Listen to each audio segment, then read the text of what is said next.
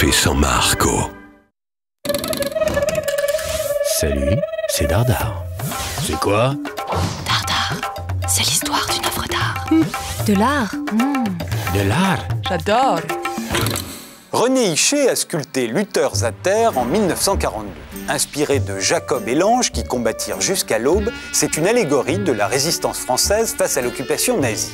Hichet a été l'un des artistes les plus engagés du XXe siècle. Et je ne parle pas de signer des pétitions ou de s'indigner à la télévision. Je parle d'engagement qui peut coûter cher, votre carrière par exemple, ou votre vie. Hichet avait fait la guerre de 14-18 et voulait, comme beaucoup, que ce soit la der des der. Il a 21 ans quand il troque son fusil contre un tournevis avec lequel il sculpte ses premières œuvres, souvent censurées pour pacifisme.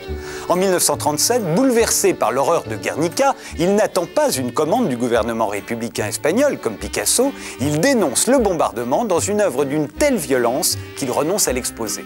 Et en septembre 1939, quand la guerre éclate, il menace d'aller tuer Hitler. Une déclaration qui lui vaut d'être rayé des cadres de l'armée. Il sera réintégré quelques mois plus tard, au moment de l'avance allemande.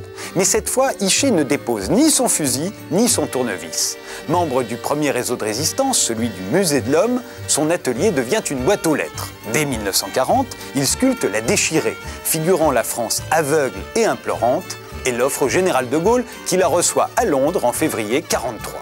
Mais ce n'est pas suffisant.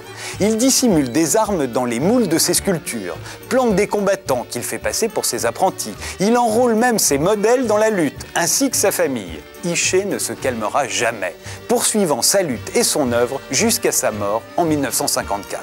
Sur le fumier des millénaires, disait-il, après les cataclysmes géologiques et les désastres guerriers, seules les statues émergent.